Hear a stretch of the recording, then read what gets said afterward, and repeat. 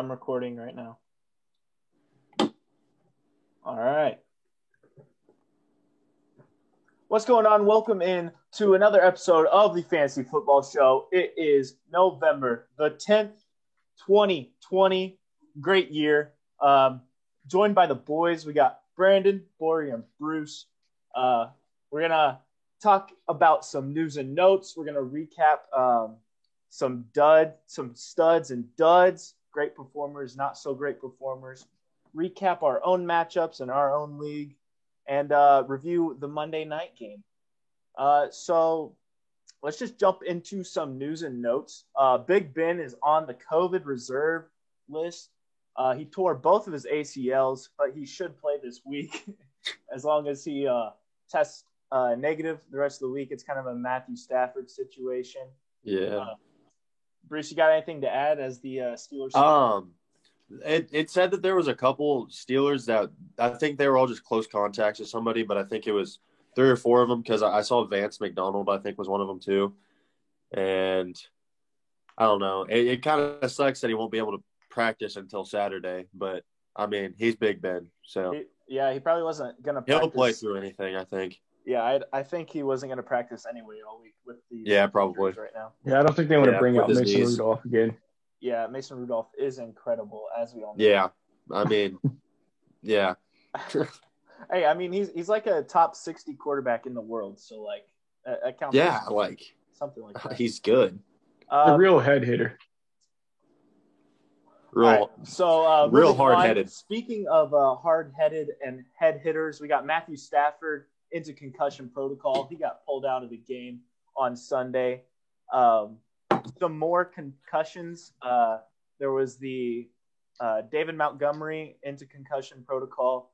David Johnson into concussion protocol.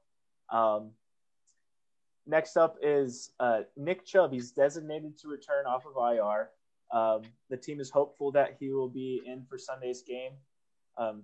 The Kareem Hunt run was not what we expected. We kind of thought that he would be like a top 5 running back, but still performed pretty well. And I think in the 3 weeks when Nick Chubb was healthy, I think Kareem Hunt was like number 7 running back as well. So maybe he definitely performed better by himself, I feel, or like with Nick Chubb there. Yeah, so maybe his value is boosted up a little bit with Nick Chubb coming back. Noah Fant, tight end for the Denver Broncos, was kind of iffy coming into the game this week, and then he came out after like the first or second play. He caught a ball and then went down hurt, kind of like George Kittle. He had an ankle injury. Albert O, the rookie tight end for the Broncos, also tore his ACL, so really thin at that spot for the Broncos right now. Some more pain. Christian McCaffrey, very sad, came back after an ankle injury for 6 weeks, kept him out, and then he comes back in, plays an incredible game, was RB2 on the week, and has a shoulder issue. He's, quote, day-to-day. He came back in and got a first down after he got hurt. Boyer, as the Christian McCaffrey owner in our league, how does this make you feel? I'm worried, but not too worried. I feel like he'll play. So Boyer has Mike Davis. That might be some reassurance for him. Yeah, but he was really grimacing. It was kind of like a collarbone looking like tackle, like kind of like how Aaron Rodgers got brought down a few times in previous seasons. I mean, the team hasn't said anything, so we don't really know. But definitely hope that he is back. I mean, he's just incredible. Yeah, what an athlete, honestly. Kyle Allen, Dak Prescott injury, was pretty gross to watch. I only saw it once because I didn't want to see it again. But yeah, Joe Mixon, he had the bye this week, and he had a foot injury going into the bye, so the team didn't really have to say anything because they weren't practicing, they had the bye week, so they didn't have to disclose the practice reports, so kind of watch that. Joe Mixon is a beast, but Giovanni Bernard has stepped up in his absence. And lastly, to round it out, our news that we have as of 1:50 on this fine Tuesday is Gardner Minshew is, quote, no guarantee that he becomes the starter when he returns. from Doug Marrone. As a bunch of Jags half fans, I'd say we all support the Jags a little bit, and Brandon's the more of the full supporter of the Jags. We love Gardner. We want to see him out there. Ain't that right? I mean, just He Jake deserves better. Luton played it great, He did. but let's see what happens. 'Cause, I mean, I feel like we had the same feeling with Gardner last year, and maybe it's just all going to fall apart like it had been doing with Gardner. Because I mean, it's a terrible organization right now, and you can see what he does, see how long the hype lasts. Might as well write it. I mean, Jake Luton. That spin move at the end to put them for the 2-point conversion to tie the game up. That spin move was kind of nice, to be honest. Yeah. Couldn't get that two-pointer in. Disappointing. Was hoping the Jags would pull through. But now moving on to Monday night, if you guys don't have anything else to add. Gonna review the game. It was a super good game. Not really. As a Pats fan, it was tough to watch because the Pats just could not do anything. I got a question. Is Adam Gase Coach of the Year candidate? I mean, if you think about it, their goal has been to get the number 1 pick. And he's doing an incredible job of that. He's potential Coach of the Year. He's doing something. They have a game plan, and they are sticking to it. You got to give them credit for that. Yeah. I wrote down both teams won. The Jets lost, which is good for them, and the Pats pulled out a win, which is good for them, I guess. Yeah, because they're going to win the Super Bowl this year. Yeah. Yeah, because they're going to make the playoffs this year. Not as bright as the Steelers. Yeah. Yeah. So Brashad Perryman, this whole year before this game, before week 9, he had 22.8 fantasy points all year. This game, he finished with 27.1 PPR fantasy points. J.C. Jackson was pretty suspect at corner. I've been a big supporter of J.C. Jackson, but he got burnt a bunch of times. Did you see the route where he just fell over? He was that was bad. That all the one that was a touchdown. Yeah, all Brashad Perryman did was take 2 steps, and J.C. Jackson just fell over backwards. Yeah.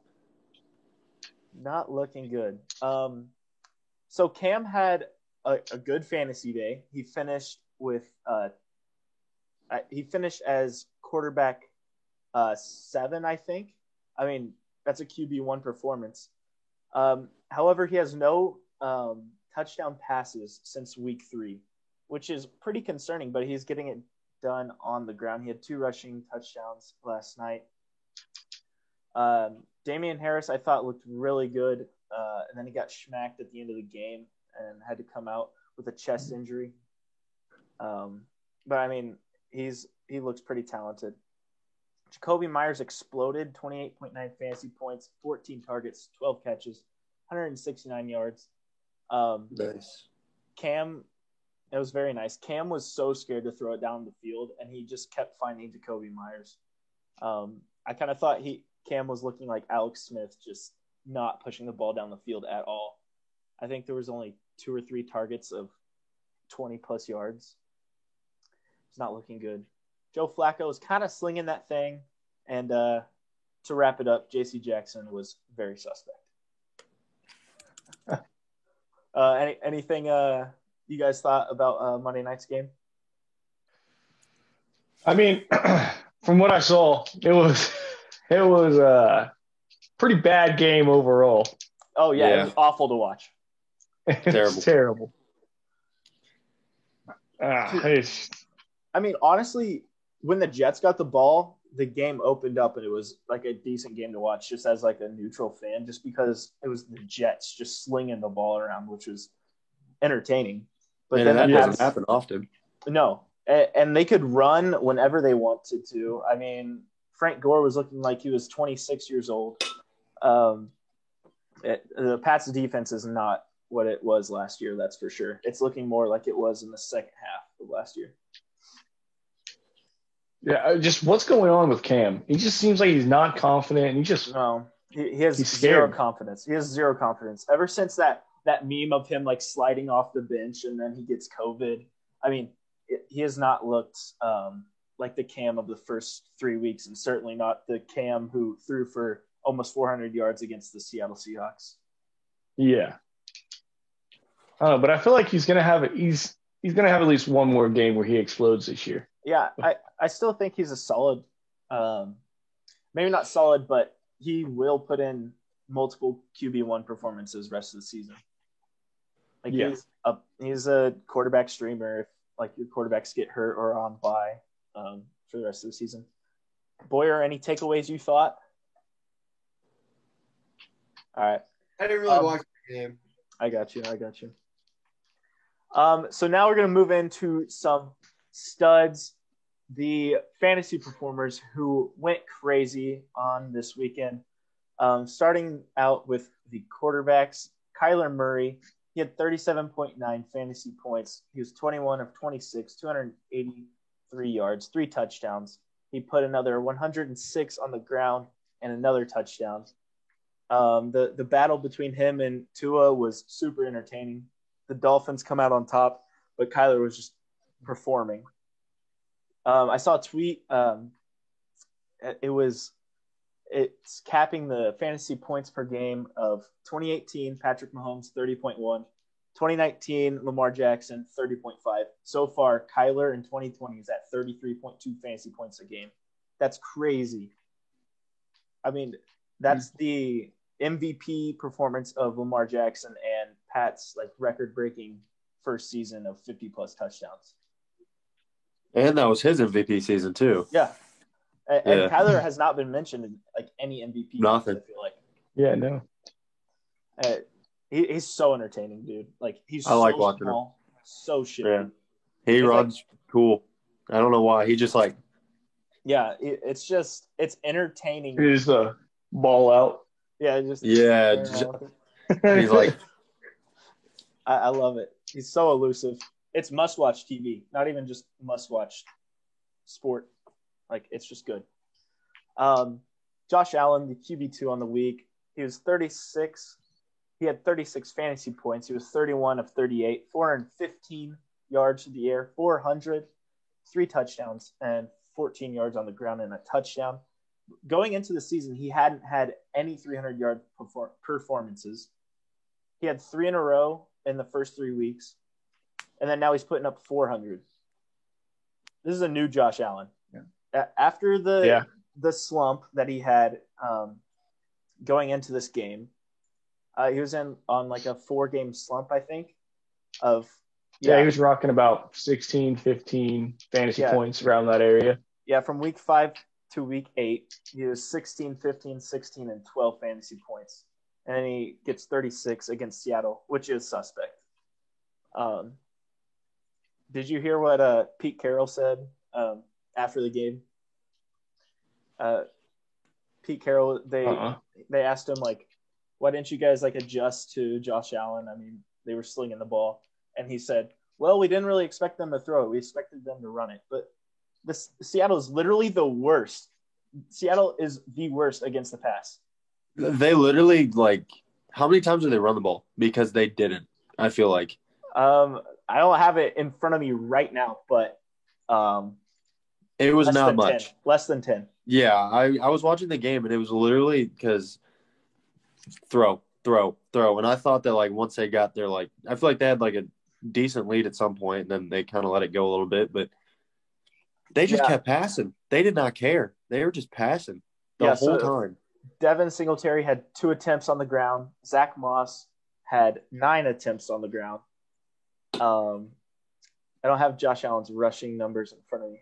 He had 7 on the ground, but those were most likely just scrambles and whatnot. Yeah. But yeah, 11 design runs. He was throwing the ball very efficiently. Next, we got Pat Mahomes, 30.9 fantasy points, 30 of 45 pass attempts. That Carolina kept in the game and forced the Chiefs to keep throwing the ball. 372 yards, 4 touchdowns. it's just the Chiefs, man. I mean, they just do what they want, and they got a guy like Pat. I mean, they just do what they want. Drew Lock. This was The duo's killer with Pat and Tyreek. Yeah, definitely. Drew Lock was a huge surprise. 29.2 fantasy points, 25 of 48, 313, 2 and 1. He had 47 yards on the ground as well and a rushing touchdown. I did not catch any of this game, so I don't really know what happened. But it was against Atlanta, so of course suspect secondary. But losing their two tight ends that's going to hurt them for sure. Andrew Rodgers, nice. Aaron Rodgers, 28.9 fantasy points. He was 25 of 31, 305 and 4 on the Thursday night game. It's Aaron Rodgers. He's great. He looks so good. He's awesome, dude. Yeah. I like watching him play. Yeah, he just pulls off some throws that are just make no sense. Did you saw the 4th and 1 when he rolls out left and he hits Devontae Adams just perfect on the run? Oh yeah, dude. Yeah. They zoom in on him after they convert, and he's just laughing. Like he's like, yeah I mean, I do that. Like he's a bad man. What do you expect? He's a bad man. Aaron Rodgers. He is Aaron Rodgers. So Teddy Bridgewater, he was quarterback 1, 2, 3, 4. He was quarterback 6, 28.3 fantasy points, 36 of 49. Keeping up with the Chiefs, they had 310 passing yards, 2 touchdowns, 19 on the ground, and another touchdown on the ground as well. Did any of you guys watch the Chiefs game outright? I did. What did kind of? What Boyer? Let's hear your recap on what you saw. I mean, Chiefs it was like, I mean, Tyreek did score like 28 points. The dude should have had 40. It was just seemed like the first 2 series, Pat Mahomes, Tyreek Hill just were not in sync. If you look, there's a lot of passes where it's Pat Mahomes and it's Tyreek Hill. They should have been completed. Yeah. So Tyreek should have had like 4 touchdowns, but instead he got 2 on the night, or just 1. He had 2 touchdowns. Yes. I thought so. And then Christian McCaffrey was back. That was nice. He ran the ball a lot, and he got a pretty cheesy touchdown for his first one, his receiving touchdown. It was a break in coverage. Yeah, I saw that one. Tyrann Mathieu tried to get back, but I mean, like, it wasn't his job. He was just trying to play football. Besides, I mean, it was just Pat Mahomes did not look like Pat Mahomes in the first half. He just was not completing the passes he usually completes. Which is kind of, I am a Chiefs fan, but but Carolina, bro, they came out with they went 2 for 2 on 4th down conversions. I had a fake punt, which scored like 20-some yards or something like that, and then I can't remember what the other 4th down was, but they got it. That was cool. He came out firing on all cylinders. Matt Rule really just told him that they could. Like, if you look at their numbers, he had some stat out that made him seem like they were like 3 touchdowns. They scored 3 more touchdowns than the Chiefs have, or something like that. It was some stat he was throwing at his team to really like tell them that they can handle the Chiefs. Like, you can win against them. They're not some like huge powerhouse that you can't handle. So that was nice, but it was a close game. It was a good one to watch.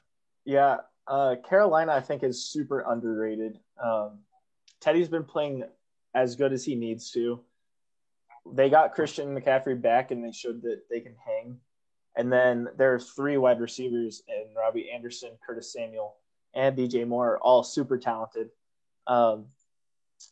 Yeah, I mean, when a team hangs with the Chiefs, for fantasy owners, they love that because all the Chiefs options are just up there. It kind of reflected in the game script that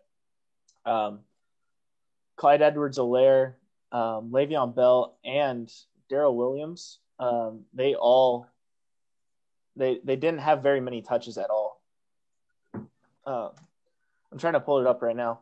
I think most of it was that the Chiefs were behind. They were behind by a touchdown. Not anything crazy, but they weren't like running the ball just to kill time.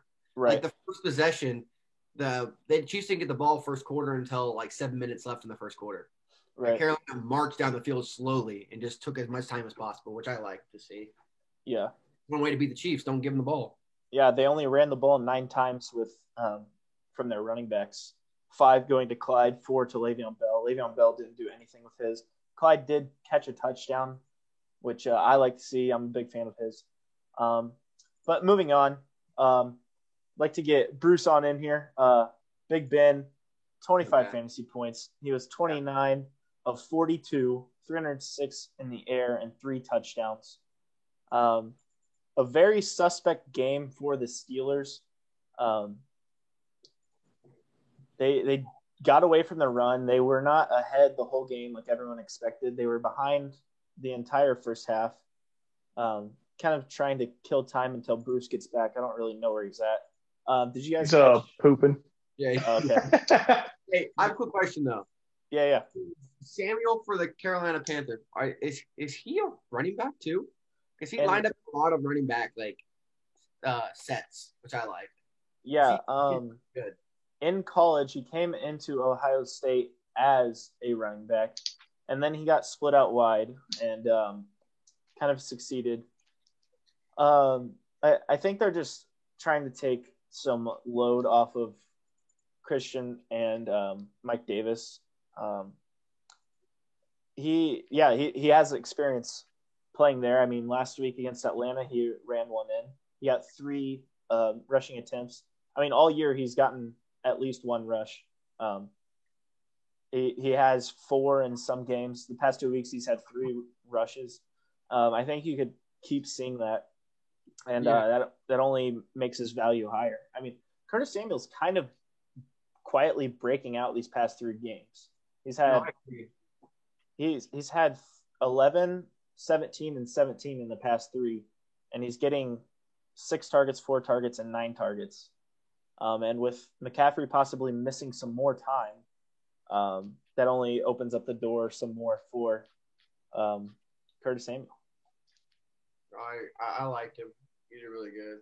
And, Mike Davis, for Christian McCaffrey scoring 37 points, Mike Davis scored like 8.5, which, I mean, he did good. When he was out there, he did good. Like, he did not slow down at all. Yeah. I mean, being put in the running back 2 position. Yeah, he did most of his work through the air. He had 1 run, but he had 5 catches. I think I want to know how many targets he has on the. Correct me if I'm wrong, but I'm pretty sure that 1 run was right after Chris McCaffrey had that shoulder injury.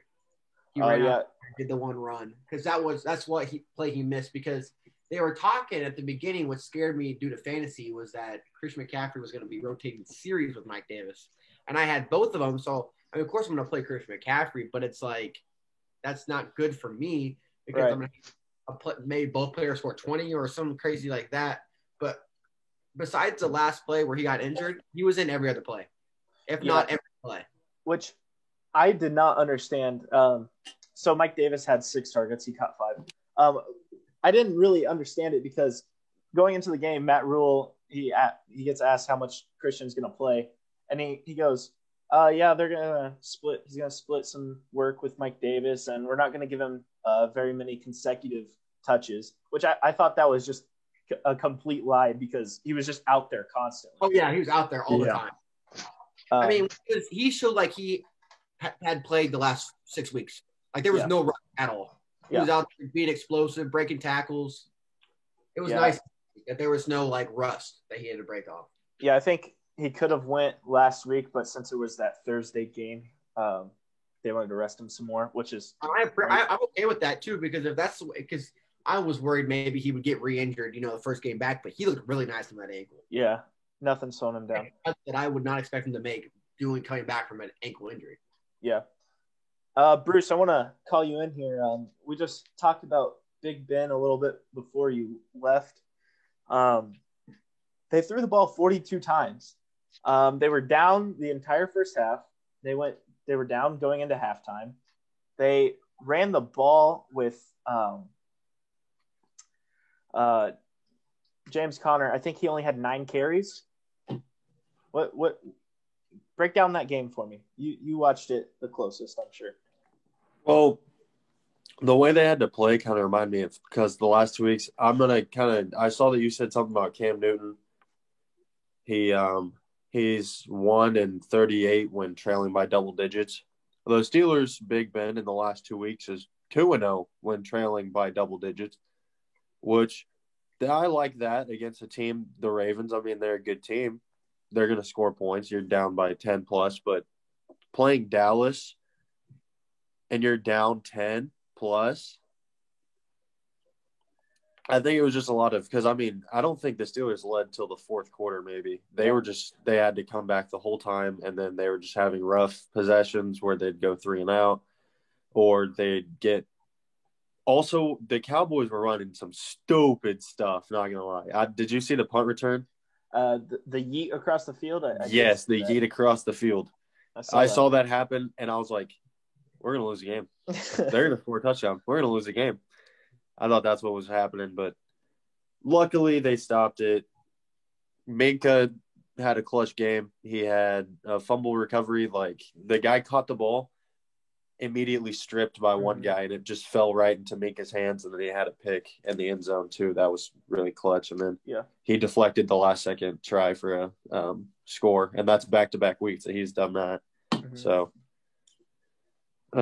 it's hard. It's been kind of stressful to watch though. Yeah, and with Big Ben being hurt now, and they were that close. Yeah, from what I kind of got from the game was Dallas was just going to try and keep the ball as much as possible because, I mean, they have good old Gary Gilbert, the gunslinger back there, the AAF superstar. And then that just forced the Steelers to get away from the run, which I thought that they would just – like, I feel like they had a lot of 3 and outs because they would throw the ball on first down and then they just get behind the sticks.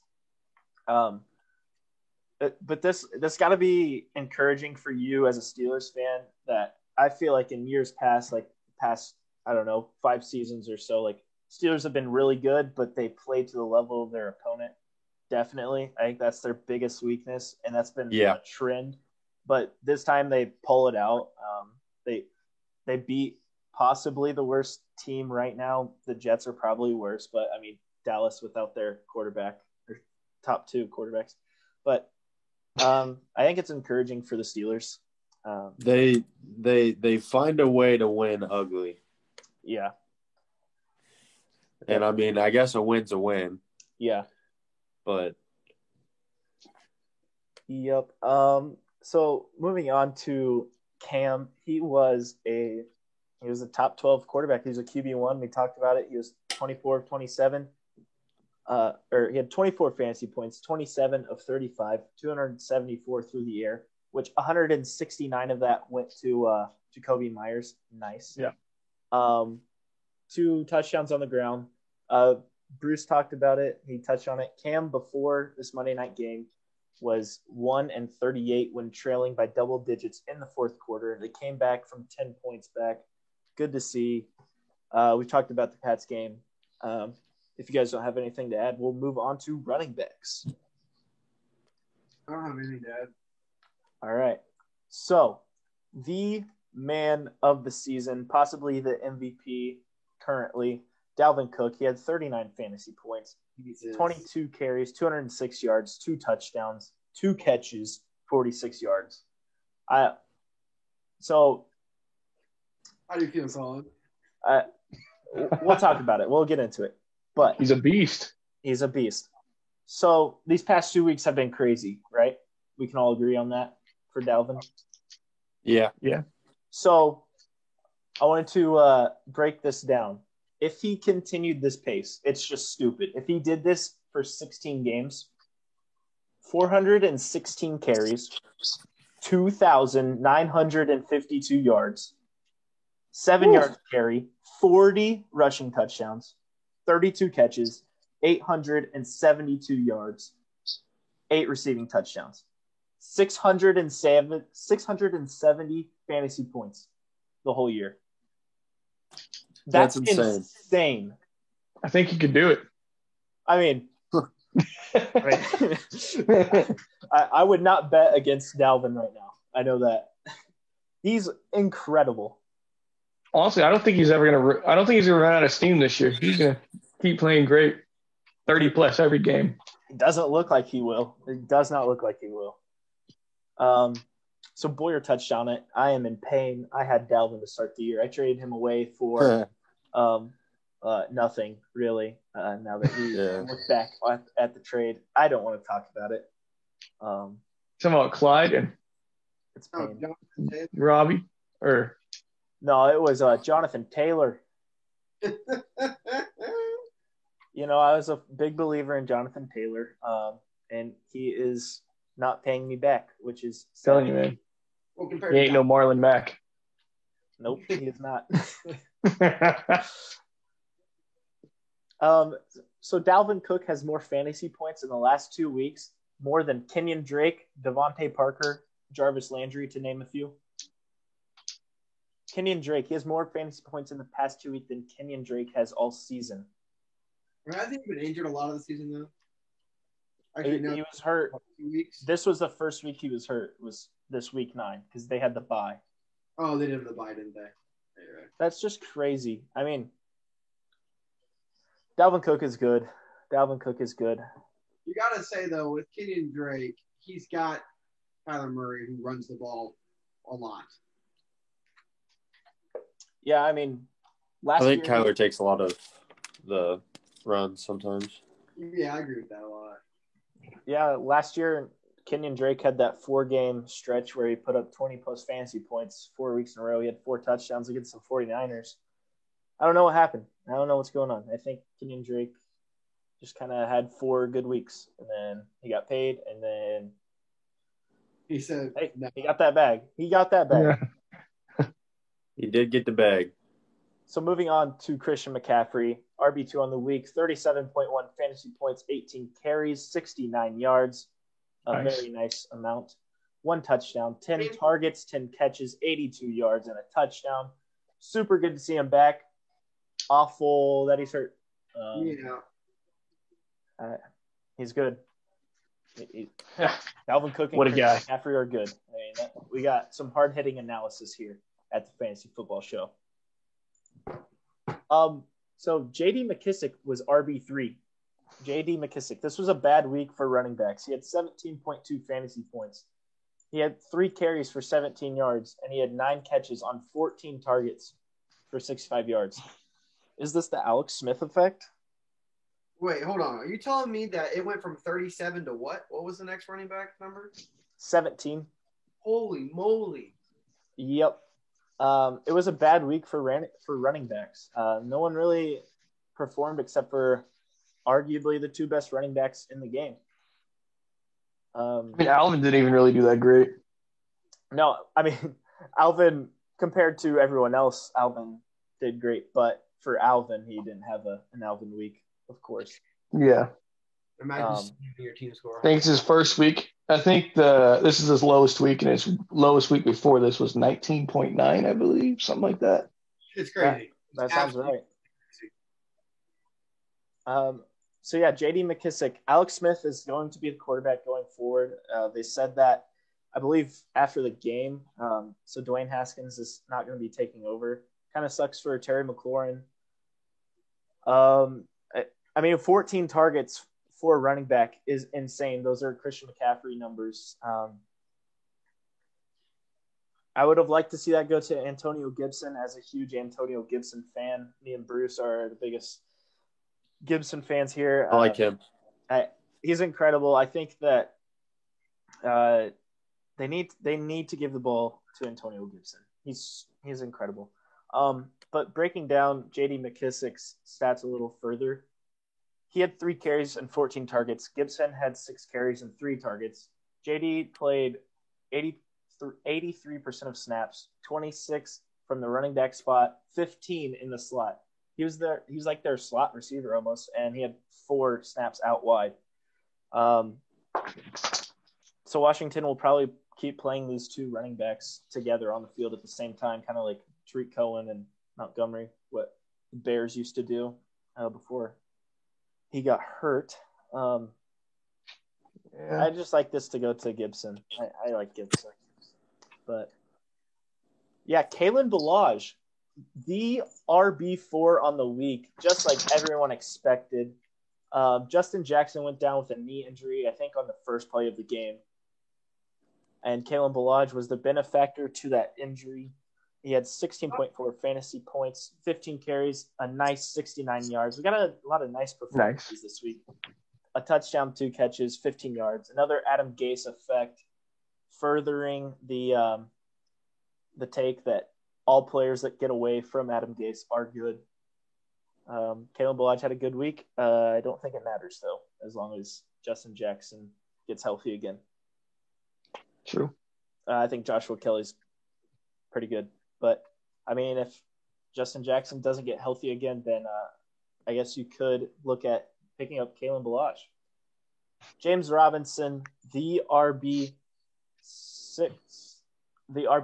tied with Alvin Kamara as the RB5 on the week. 15.9 fantasy points, 25 carries, 99 yards, 1 touchdown. Brandon, break it down. I see the one big takeaway for me is 15.9 really wasn't that crazy. Actually, there's 2 big takeaways. 25 carries, 25 attempts. That is a lot.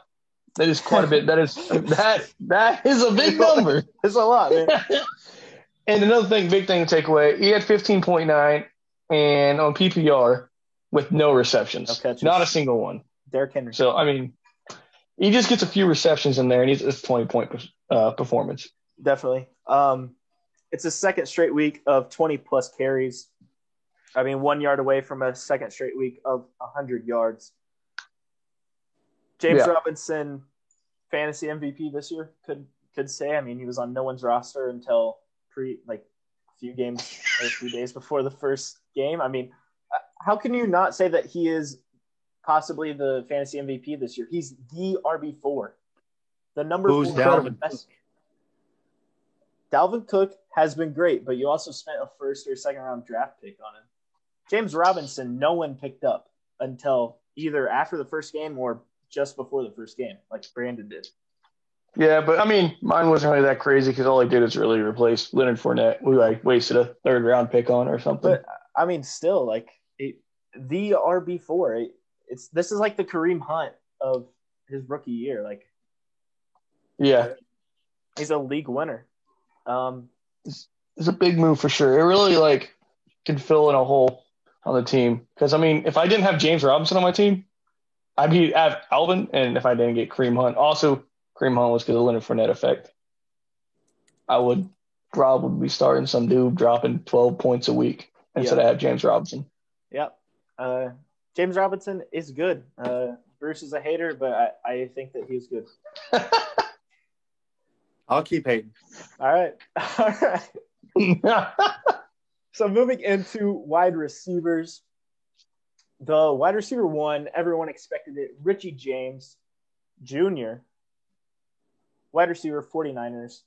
He had 33.4 fantasy points on PPR, 13 targets, 9 catches, 184 and 1. He got the ball thrown to him a lot from Nick Mullins.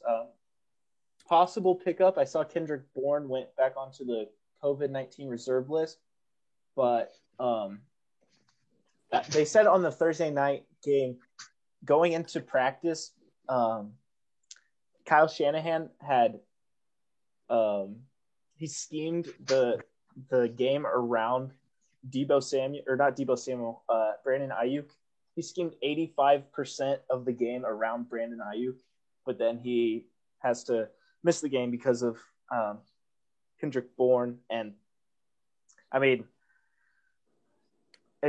no one expected Richie James to have that great of a game.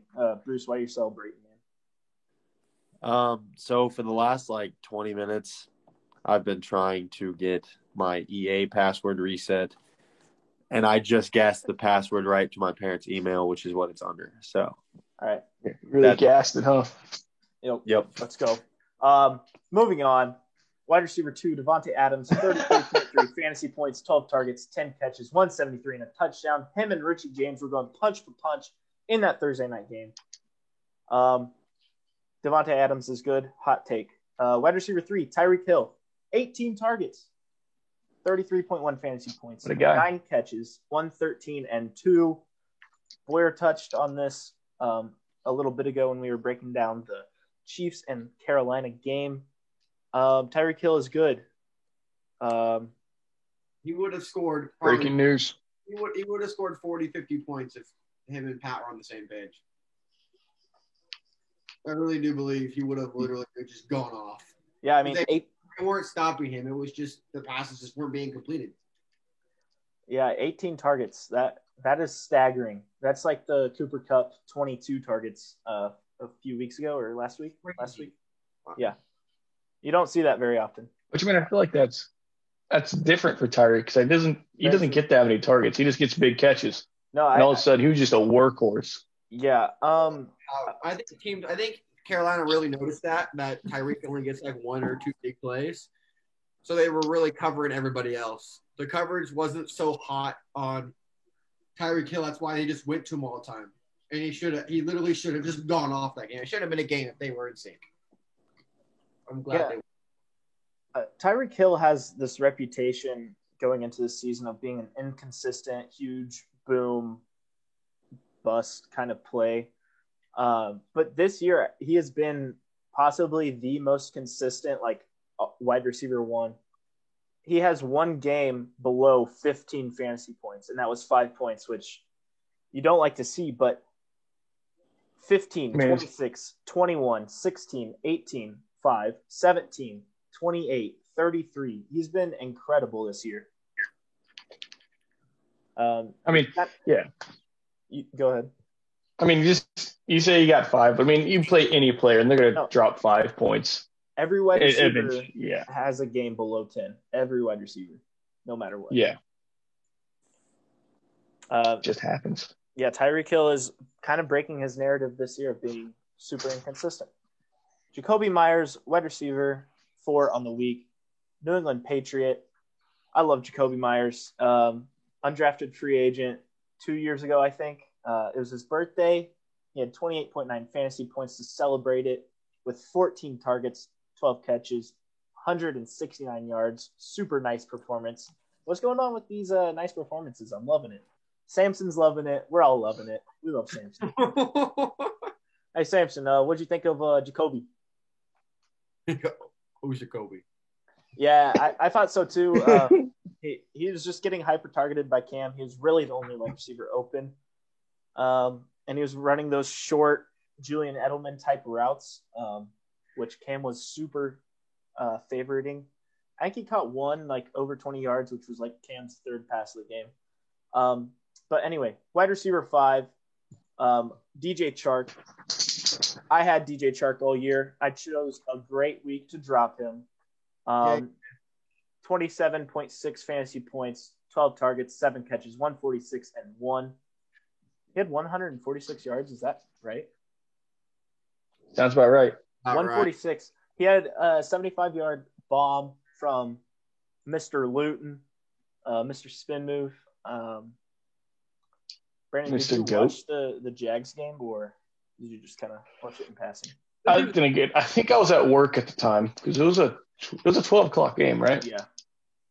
Yeah, I was at work, and I just saw the recap of the highlights pretty much. Mm-hmm.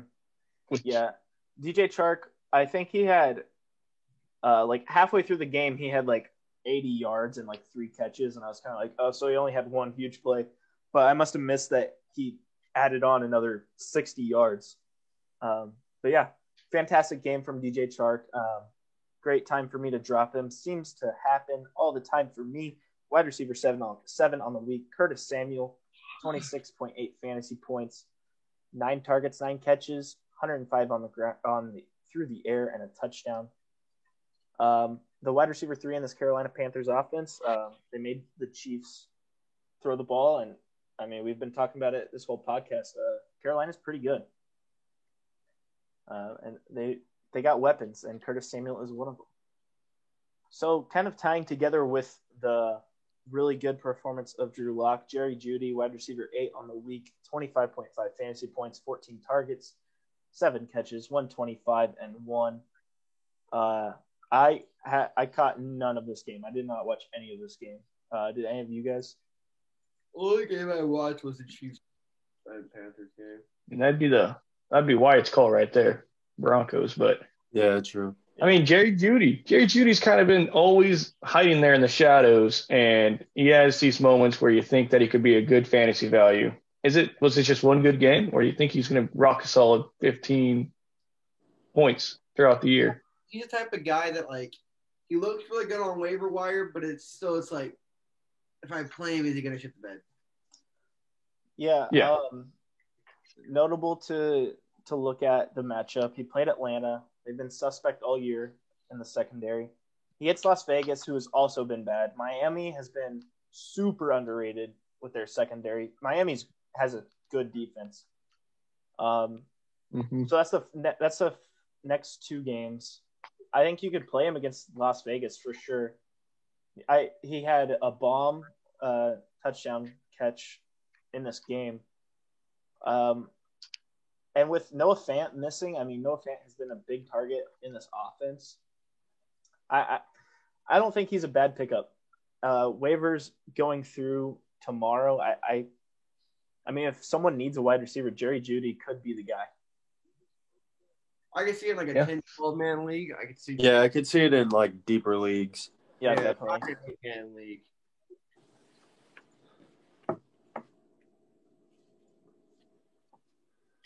Okay, so after Jerry Jeudy, wide receiver 9, Keenan Allen, 25.3 fantasy points, 11 targets, 9 catches, 103 and 1. Keenan Allen, did you guys watch this game? No, but did he have 25, you said? Yeah. He had 20 at halftime. Yeah. Keenan Allen is owned by Cooper in our league, which to me is just like jail. I've wanted Keenan Allen since about the second start of Justin Herbert. So it's been heartbreaking for the Chargers as of late. They've lost, I think their like 5 losses have been by a combined like 26 points or something like that. I feel like that was same story last year. Yeah, it definitely is. It definitely was. So they get down to the 1 yard line. They got like a pass interference call with like 1 second left. So they have one play. So what they decided to do is put 3 wide receivers and Keenan Allen on the other side of the field to think like a screen or something. And they have I don't even know the guy's name. But let's see here. Omar Bayless. I don't even know the guy's name. No, that's the wrong team.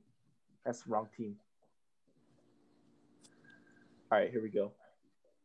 It was like Joe Reed or something.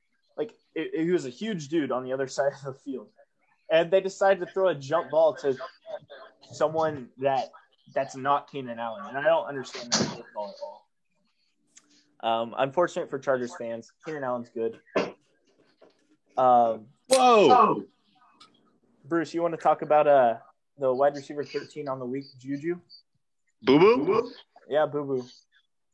Oh, Dude, he finally looked good. I mean, he was taking some shots too. Like there was one drive where like 4 balls in a row went to him. How many catches did he have? Juju had 7.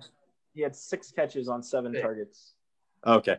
Well, he had like a bunch of targets and a bunch of catches in one like drive at the end, which is where they got the touchdown to be down 3, maybe.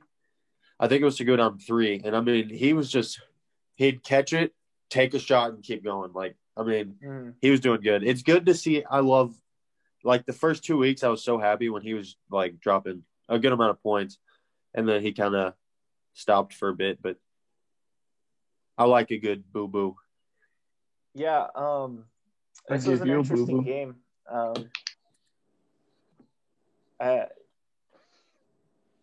Yeah.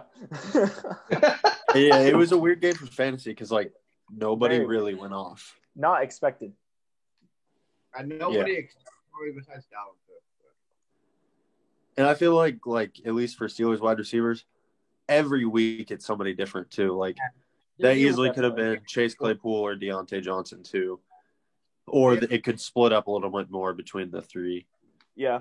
So before the game, I saw Juju's social media post of him dancing on the star, and I sent it into our group chat. He was trying to jinx it.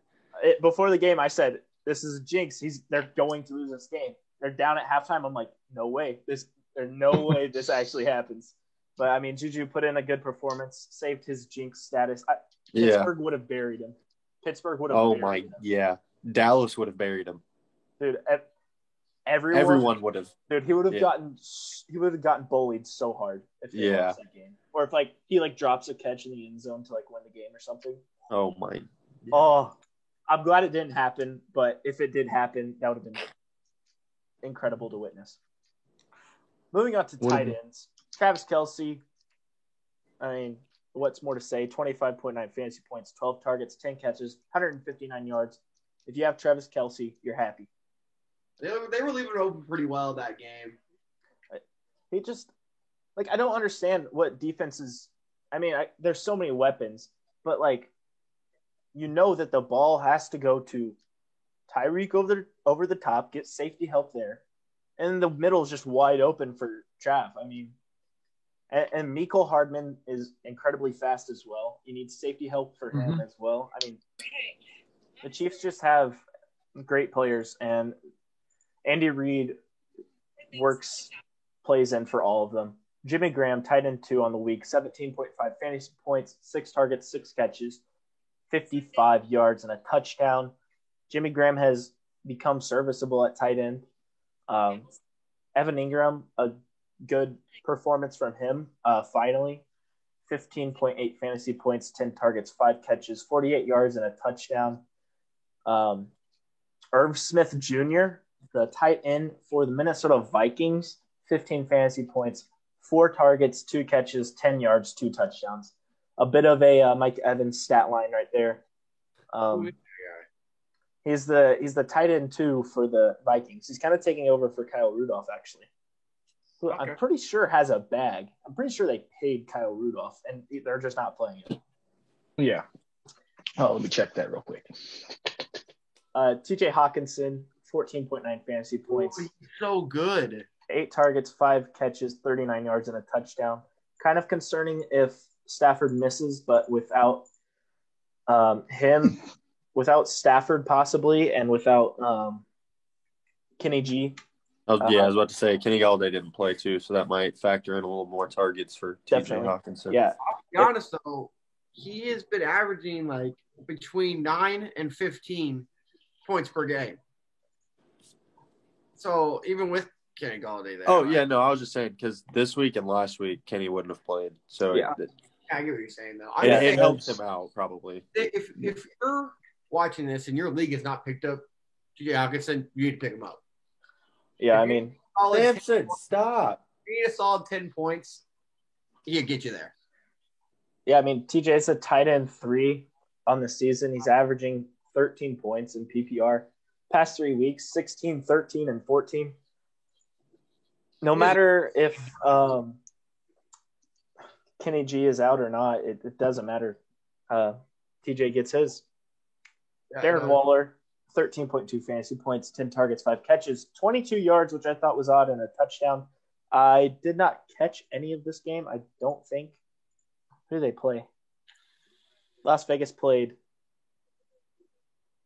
Oh, who Josh Jacobs played? Las Vegas played Chargers. Yeah. So. Oh, that makes sense, yeah. He's the tight end 2 on the year. You're happy if you had Darren Waller. All right, I got some salaries to mention on 2 tight ends that are making bank, but obviously aren't really doing much this year. Kyle Rudolph, like you said, he's getting the bag, right? What is he getting paid? Do you have it? So his contract right now is 4 years and $36 million, and this year he's making $7,025,000 with $350,000 in bonuses. Okay. Zach Ertz is another one. Yeah, Zach Ertz, 5 years, $42.5 million contract, and this year he's making a base salary of $6.66 million. Yeah, I think this is near the end for Zach Ertz's contract. Do you have the year on that? Yeah, I should be able to. It looks like he has this year, next year, and then I don't really know what this. It's probably like an option, maybe. Yeah, but so yeah, he's He has a potential out, after 2021 or during 2021. He literally punched like maybe the GM or like someone, Zach Ertz did. He literally got into an altercation about his contract, like trying to get an extension. But I mean, they have Dallas Goedert. Richard Rodgers had a good game this year. I don't think Zach Ertz is staying around Philadelphia much longer. And there's a lot of places that could take him too, though. So I don't think it should be a big worry. Is he good? To the Steelers he goes. Is he good? I mean, he's better than some of them out there right now. I mean, San Francisco could love him right now. He's still a starter, of course, but So why is Kyle Rudolph not being played though? Like anybody? I have no clue. He's tight end 34 on the year. Yeah, I think he's. It's weird. Maybe it's just more used for blocking. I mean, maybe I'll just know that this is like his first year on this like contract because last year he made base salary of $1.7 million, and now this is the year he jumps up to $7 million. He's going to make more after each year too. Mm-hmm. Yeah. If they want him to be their blocking tight end, I guess that's fine. But if they wanted offensive production out of him for the box score, I think it's time to move him on to someone else. Yeah. Hayden Hurst quietly has been doing really good this season. 13.2 fantasy points, 8 targets, 7 catches, 62 yards. Tight end for the Atlanta Falcons. I'm gonna be honest. He's a tight end 5 on this year. Tight end 5. See, like my thing is though, he had a few games where he scored like 1 point and then we'll score like 6. And it's whether or not Matt Ryan's seeing ghosts out there or not is when he goes off. Because I'll be honest, there's some times where I think Matt Ryan is seeing ghosts. Yeah. He's Matt Ryan's suspect. He's going to make, I think, like $39 million or $29 million next year. Insane for a team that has 1 win, 2 wins. Not looking good. He had 2 great wide receivers. They just can't do anything. Hayden Hurst since week 6. So the past 4 weeks, 15 points, 12 points, 10 points, and 13 points. He's been quietly doing a great job for a tight end. You're happy if you have him. Definitely. I need a tight end. Yeah. Any studs you guys want to talk about that I might have missed? No. It's really all the studs. Did any defenses go off or something? I mean, Brandon's had a touchdown. The Ravens. All right, we need to talk about Tom Brady. Well, we'll get there. We'll get there. We will get there. The Saints. It's right there. It's in like the Saints two things. Yeah, the Saints had 16, Ravens 14, Titans 14, Giants 13, Bills 12. Bills 12 against Seattle. They forced Russell Wilson has. Do you have 4 turnovers? 4 turnovers. I think he had 3 interceptions and a fumble, maybe. I know he had 2 fumbles and 2 picks at one point. Oh, really? Mm-hmm. Are you talking about Russell Wilson? Yeah. Yeah, I thought he had. He had 2 fumbles and 2 picks, I believe. Yeah. So my bad. The Bills got their defense back on track a little bit. Allowed some points, but forced a lot of turnovers, which gave them the dub for sure. So, moving on to duds of the week. The absolute stinkers this week. Starting off at quarterback, Matthew Stafford, 8.4 fantasy points, QB 27 on the week. He had a great matchup against Atlanta. Is that right? Nope, that's not right. Who did they play? They played. Come on with me. They played Minnesota. Minnesota has been awful as far as secondary is concerned. Matthew Stafford came out early with a concussion. Stafford just had a bad week with a good matchup. He missed practice all week. He did not practice once this week. That might have played a role in it. Moving on to another stinker this week. Tom Brady, 2.3 fantasy points, QB 31 on the week. Taysom Hill had a better game as a quarterback. Let's see what did Tom do as a stat line? Nothing, apparently. About take? 2 or 3 picks. 3, I think. So Tom had 209 yards passing, 3 picks. It just did not look good. He was 22 of 38, 209, 3 picks, no touchdowns. The greatest country in the world. What was that?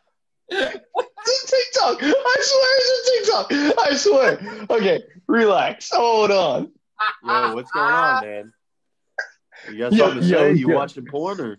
Yeah. No. All right, keep going, Cole. All right, what's the Tom Brady take? What's the Tom Brady take? What do we think? Be honest, about Tom Brady? man. It's really not Tom Brady's fault. I mean, they had Michael Thomas back. Saints were obviously going to win, according to Bryce. So what I saw from that game. What did you just say, boy? Yeah. That's the only reason. It's not Tom Brady's fault. Michael Thomas was back. Of course. We're has some freezing cold takes. We'll get into Michael Thomas in a minute. I thought he said James Robinson. No, he said Michael Thomas. All right. Okay. So what I saw from this game, I watched pretty much everything. They were just getting to Tom. The line for the Bucs has been pretty good all year. They've been giving him time in the pocket to find the right receiver, and Tom likes to spread the ball around. But the Saints were getting to the quarterback. The Bruce Arians last week, I saw Freezing Cold Takes retweeted his interview. He was talking about their number 91, their defensive end. He literally had 3 sacks in a row. And before the game this week, he said, yeah, Cam Jordan, he's really good. We'll have to block him. And that other defensive end, he's going to be pretty easy to block. He literally just discounted him. Dude, what are you doing? And Tom just did not have time in the pocket. What do you guys think? That's what Tom has to rely on. Tom has to have time in the pocket to succeed, I feel like. Yeah. I mean, he has those times where he hits those clutch throws, but if it comes down to it, if he doesn't have time in his pocket, he's just going to be a normal, below average QB, honestly. Yeah. He's aged a little bit. I mean, he's the all-time number 1 against the blitz, but that did not show at all this week. He made a Phillip Rivers type throw near the end of the game. He just kind of was stepping back and just kind of threw it up to have Gronk try and block it. So speaking of Phillip Rivers, he was QB 28 on the week, 7 fantasy points. Awful matchup against the Ravens. You were not playing him unless you were in like a 2-quarterback league and you had no other options. Phillip Rivers, I don't understand how the Colts are winning. They have a great defense. They're inefficient on the ground when they should be incredible. They have a great offensive line. Phillip Rivers loves turning the ball over. I don't understand how the Colts are winning. They're a good team, but with Phillip Rivers, I don't get how they're winning. You love to see it. I agree. Who's that next quarterback that we have to talk about? Who is it supposed to be? I have no clue. Oh, it was no. There wasn't something right there. He just added that. All right. Sounds good. Moving on to the running back position. Derrick Henry, 6.8 fantasy points, RB40 on the week, 21 carries, 68 yards. To break this down a little bit further, weeks 1 through 7, 68% snap rate, 24 carries a game, 3 targets. That was his averages. These past 2 weeks, weeks 8 and 9, he's on the field for 52% of the time, 19.5 carries, and half a target. So he's had 1 target over 2 games. Bruce, as the Derrick Henry owner, what do you think? Okay. Like when I watch these games, it's usually like they run the ball on first down, take them out on second down, run the ball on maybe not run the ball on third down. They might keep him out again. But I mean, a lot of the times if he like gets stopped, they won't like run it again. But there's like that one, they had a drive where he just kept running and he kept getting a bunch of yards. And so they just kept giving it to him and giving it to him and giving it to him until he stopped. And then they'd put, what's his name in? Deion Lewis. Yeah. Every time they throw the ball, they usually don't have Derrick Henry in the game. Yeah. So like his disappointingly- rushing attempts aren't being taken away by somebody else. Really, it's just passing attempts or catching opportunities are just because he's not really a receiving back, I guess, which sucks for PPR. But yeah. Important to note that this was against the Chicago Bears. They've been a good defense for a while, and the same is true for this season. Unfortunate for the Titans. That game was awful, by the way. Oh, it was the worst game I've ever watched, I think. It was terrible. 3 and out, Yeah. 3 and out, 3 and out, 3 and out. Yeah. Sounds like every Jags game. Very true. I was watching Red Zone, and they cut to it every now and then, and nothing was happening. Like, I think they cut to the game like maybe 3 or 4 times, and then they cut to it, and A.J. Brown caught the ball. I have A.J. Brown. I was like, all right, cool. And then he breaks off a pretty nice run after catch. But there was not much to note from that game. Pretty poor game. Are you concerned at all that Derrick Henry this next week gets to go up against Indy? They have a great run defense, second against opposing running backs. Wait, what'd you say? Are you concerned at all with the matchup against Indy this next week for Derrick Henry? How's their pass D? They are 8th Okay. against wide receivers, second against tight ends, second. I mean, against I feel like quarterbacks. They're a great defense. he needs to get touchdowns right now. That's what he missed, like, because that's his second game because I think he had a game where he had like 84 yards and he finished with 8.4 points because he didn't have any receptions That or a was week 2 touchdown. against the Jags. Yeah. Yeah. I think he needs to get in the end zone. I mean, he's getting all the touches he can get. He's just pretty much they just make him run up the middle, I feel like, about every other time. Yeah, I feel that too. Every time I watch it, they should have just power him through the middle. And it's not going to work. I mean, you're going to occasionally get those breakaway runs, but He hasn't had a game with fewer than 18 carries all year. That's insane. Yep. So moving on to the next running back, James Conner, 4 fantasy points, RB53 on the week, 9 carries, 22 yards, 2 catches, -2 yards. The game just did not go how anyone expected. We talked about that a lot already. Disappointing as a James Conner owner. Everyone on my team this week played awful. Everyone busted. How many fantasy points did you score? wait, pause. 65, I think. Everyone wanted? Everyone busted. Is what I said. James Conner was one of the ones who busted his performance, his projection. Yeah. You said he busted his projection. He busted his projection. Fair enough. Did not perform as he thought he Fair would, enough. and as we all thought he would, as onlookers. Not getting any better. We are not digging ourselves out of this hole at all. So we're going to move on to Zeke. RB30 on the week, 18 carries, 51 yards, 2 catches, 18. Is this what we have to expect from Zeke now? Tony Pollard looked good. What'd you say? Tony Pollard looked good. Tony Pollard. Okay. I thought you said Tony Romo, and I thought you were making a joke. Tony, I agree with that. From what I did see from that game, Tony Pollard, he shoots out of a cannon. Yeah, it's like he's going a million miles an hour the second he touches the ball.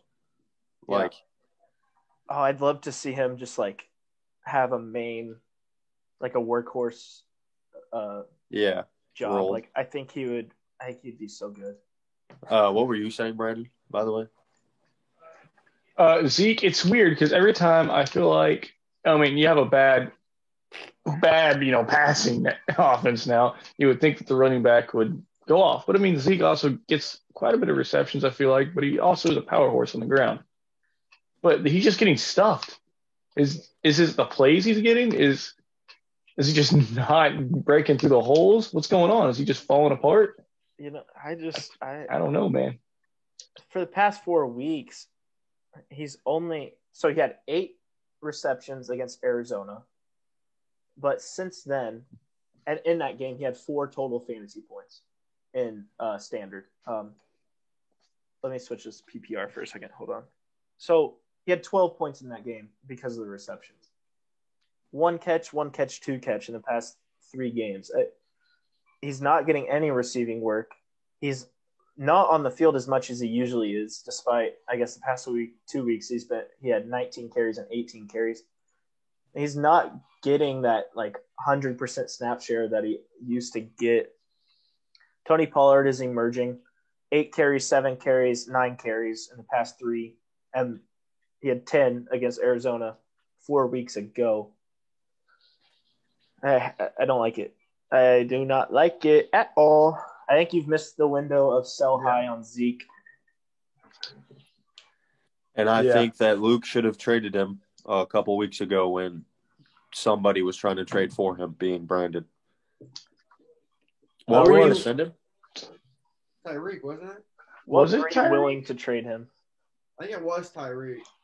Yeah, it that might have been Tyreek. Tyreek. To trade away Tyreek. I also sent him James Robinson too.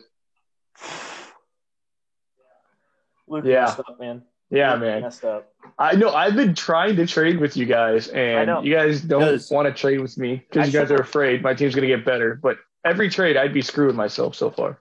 There was one trade you sent me, and it was Tyreek and someone else for Justin Jefferson and someone else. And I was or George Kittle?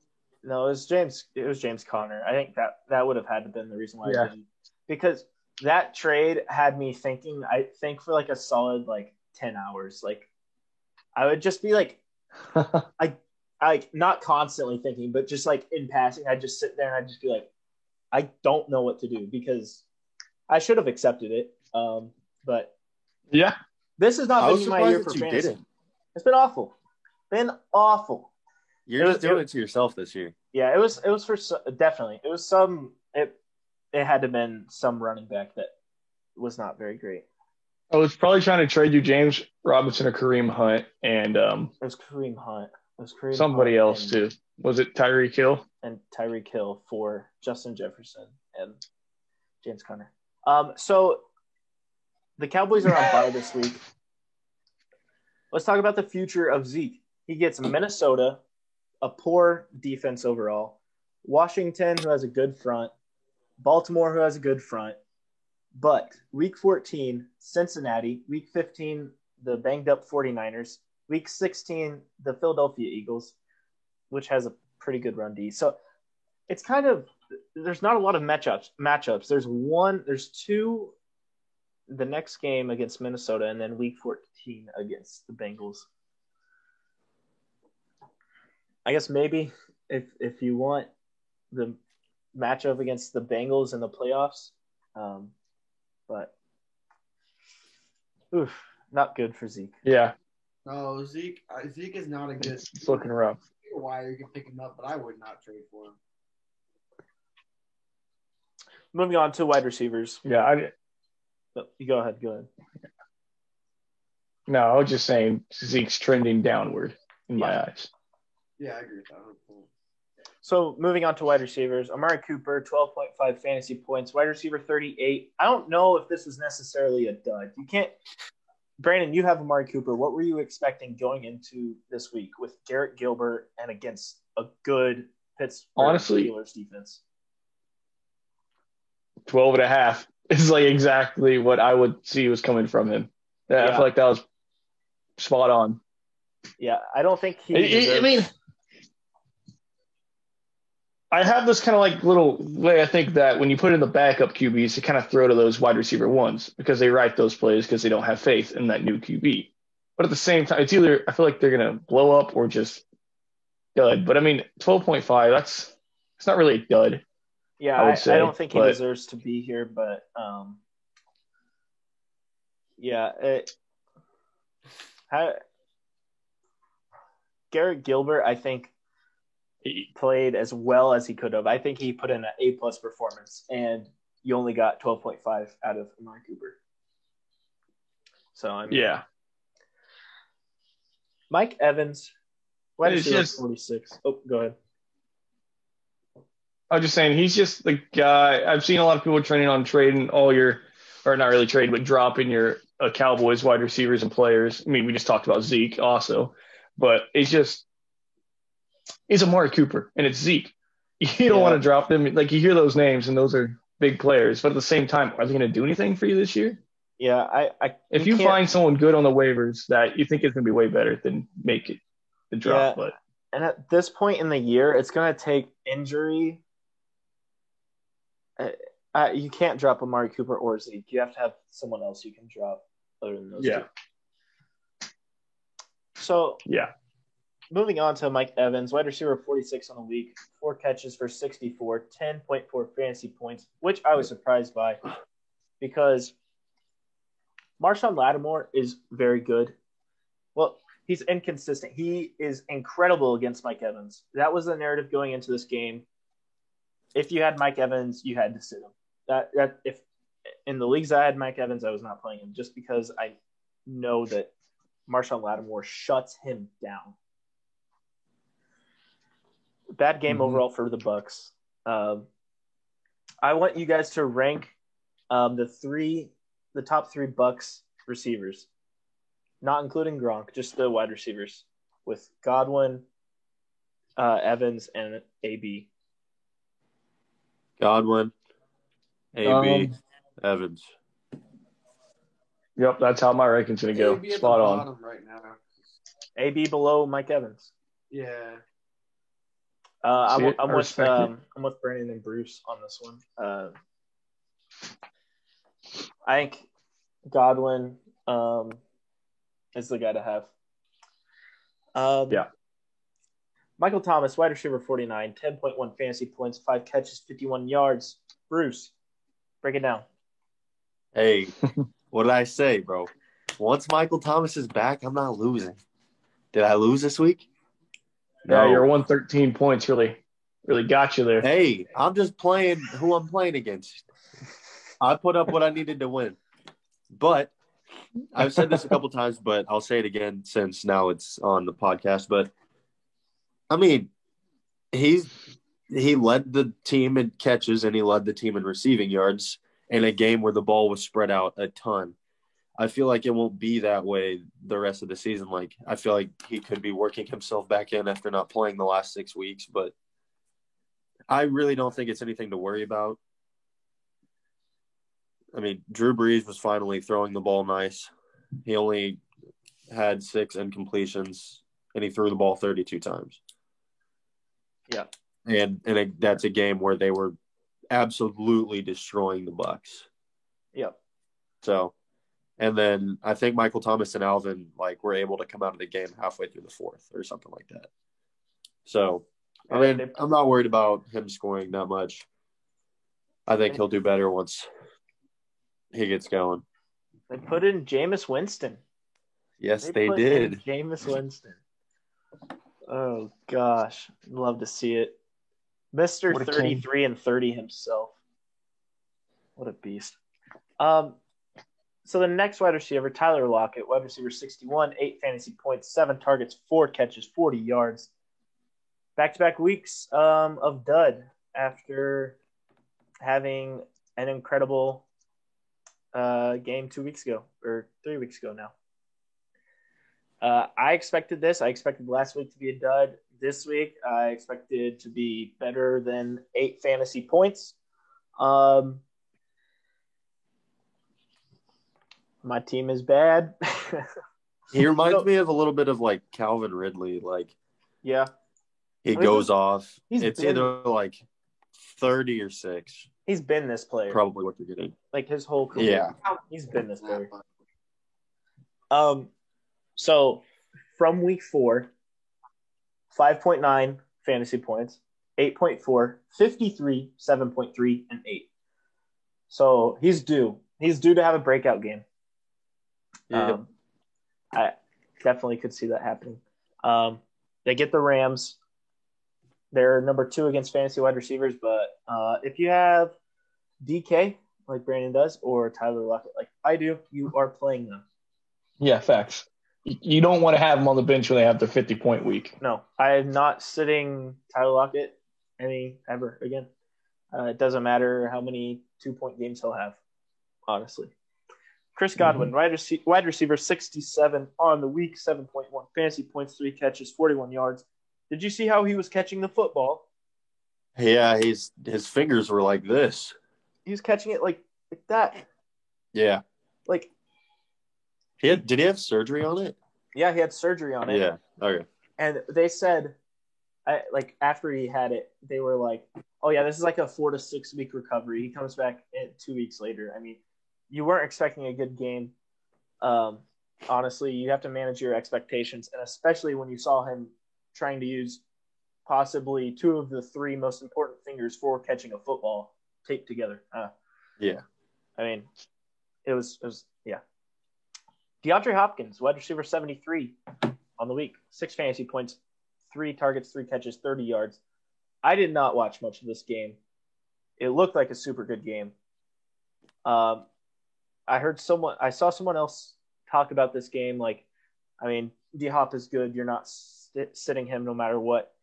The 3 targets and 3 catches happened, but also he had 3 or 4 plays where they would bomb it down to him and it would get called for a pass interference, and then those plays don't get written into the stat book. So something to take away from that is this performance was not as bad as it looks. Adam Thielen. And Christian Kirk went off. Did we talk about Christian Kirk? No, I did not. How did he? That would be one that boomed. Christian Kirk. Yeah. He went, I forget, he had, I think, 30. He had to have had 30. Let me check it. So in PPR, he had 23.3. Yeah. He had 5 catches on 8 targets, 123, and 1. In the past 3 games, he's had 5 touchdowns. Yeah. Is Christian Kirk someone to add? Waiver wire. Today is waivers. Yeah. Someone, yeah. I mean, last few weeks he scored. Week 6, 27.6. Week 7, 20.7. Week 8 was a bye. And week 9, 28.3. Mm-hmm. But they're really touchdown dependent. I mean, he had 123 yards last week. But those other 2 weeks, he had 2 touchdowns each and only 2 catches on week 6 and 5 catches on week 7. Yeah. So next 2 games, Buffalo and Seattle. Seattle is awful. Yeah. That's a good player. That is someone to look for. I just might add him to my watch list and take care of that later, possibly. I'll just put him on my claim right now. Adam Thielen, wide receiver, 75 on the week, 5.8 fantasy points, 5 targets, 2 catches, 38 yards. Past 2 weeks have been awful for Vikings pass catchers due to Dalvin Cook being not human. That's it. For duds, I have is Adam Thielen a buy low? For me, he's not, because I have Justin Jefferson. Past 2 weeks, 5.7 fantasy points, 5.8 fantasy points. He has Chicago this week, but then he gets Dallas, Carolina, Jacksonville. I think he's someone that you could buy low, definitely. If I didn't have Justin Jefferson, I would be shooting some trades over to Luke, who is the Adam Thielen owner in our league. Just looking rough with the 3-3-2 on receptions. I think it's all down to Dalvin Cook. I was about to say Dalvin Cook's just going absolutely ham. It does not matter. Yeah. Like, when you're giving the ball to him as often as they are, and when he is so extremely efficient, he's averaging 7 yards a carry. How do you not give it to him 30 times a game? I mean, it's just facts. Tight ends. Mark Andrews, 5.2 fantasy points. Tight end, 27 on the week. 5 targets, 3 catches, 60 yards. He's running routes at a lower rate than Nick Boyle. Hunter, you got anything to say on that one? As of right now, TJ Hawkinson will be way over Mark Andrews until I see anything different. Yeah. That's fair. You go to the pie analogy, like each receiver gets a little piece of the pie, but the Chiefs, for instance, their pie is this big. Baltimore's pie is literally this big. They've thrown the ball over 150 yards, I think, twice this year or something like that. I think it's something crazy like that. I have to check that. Lamar Jackson has been not a top 3 fantasy pick this season, definitely. And he was picked he's thrown the ball third once. overall in our league. He's thrown the ball once more than 250 yards. Coopers doesn't know how to draft. Yeah. So yeah, kind of suspect for Mark Andrews, who you spent high draft capital on. He was drafted for tight end 3, tight end 4 area with Darren Waller. Who picked him up? Was it Bryce that drafted him? Yes, and I traded him for Miles Sanders. That's a fantastic trade. That was a good trade. Looked like a great trade for you when it happened, and now it is looking even better. Jared Cook, tight end 34 on the week, 3 targets, 2 catches, 30 yards, 3 fantasy points. No Michael Thomas all year until now, and then he doesn't have a very great game. Something to monitor as the season goes on with Michael Thomas being healthy again and not punching teammates. Dude, yeah. Who did he punch? CJ has to be like. So he got punched by that Chicago Bears wide receiver. He got punched by Michael Thomas. He's got to just talk. Guy. He's got to talk the most. Yeah, shit. He has to talk. That's what I've heard. I've heard that guy talks a lot of shit. Dude, he has to. There's no way you get punched in the face twice. In 2 weeks. In like 2 or 3 weeks, you get punched in the face twice. Come on, man. Come on, man. Oh, that's funny. So let's we're moving away from duds now. Do you guys want to break down our fantasy league and how everything went this week? Sure. Take it away, Bruce. So this week I faced the guy I've been beefing with for a while, Luke Dickey. He's overrated in the league. Hear me out. He's overrated. He comes into the game, I think 6-2. And he has a negative point differential. He does have a negative point differential. At 6-2. So anyway, both of me and him both had some unfortunate mishaps with our running backs. I mean, he had Chris Carson out, and then he also started Justin Jackson over Ezekiel Elliott. And Justin Jackson exited the game before he even played. Yeah, and he got hurt on the first play. Yeah, he came back in later, but I don't think he played. And then I had the same thing happen with David Johnson, who got a concussion. So, like, just kind of looking at it, our teams were, like, pretty even for the most part, other than I just had both of my wide receivers go off for the most part. Will Fuller with 26 and Stephon Diggs hit what he was supposed to with 20. But neither of us just had that one player that put us above the other. It was kind of just I got done what I needed to get done. Yeah. Brandon, you want to break down your matchup? So pretty much I won 164 to 123.8. And it's not like my team really played incredible. My projection was coming into it, 148 or something? 147.1. I got it right there.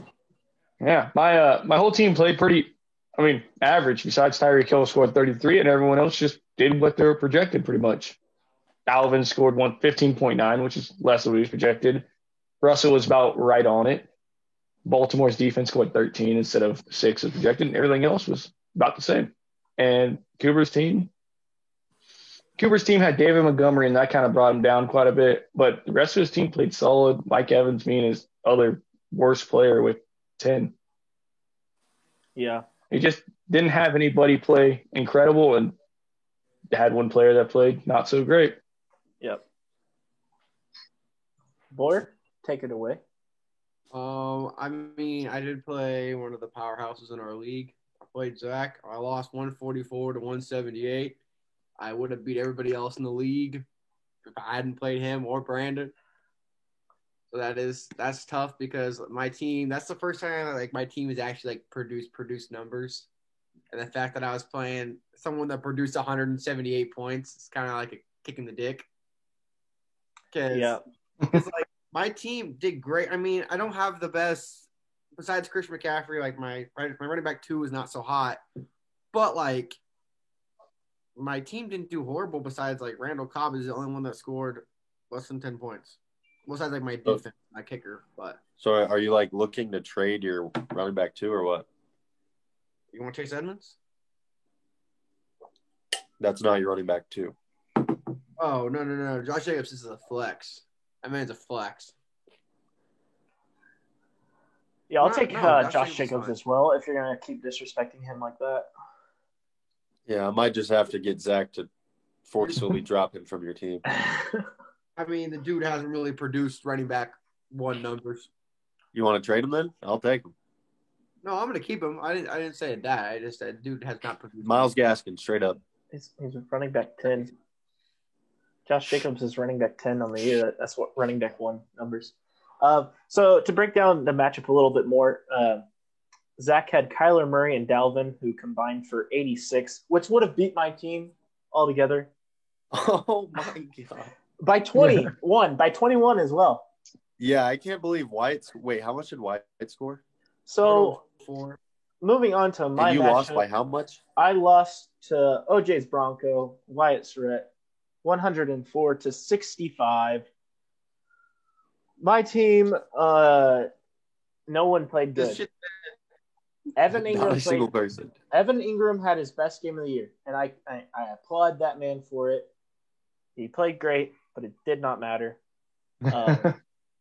It was heartbreaking. I was watching the Chiefs game. It cut to it on Red Zone, and Pat throws a nice ball to Clyde, and he scores. And so that's 2 touchdowns against me, and it doesn't get taken back. See, when I had Clyde, he would score so many touchdowns, but they all got taken back. So it was just difficult. Tom Brady had 2 points. James Conner had 4 points. Tyler Lockett had 8 points. No one had a good game. Justin Jefferson, I thought, was in for a huge game against Detroit, but that obviously did not happen because Dalvin Cook effect.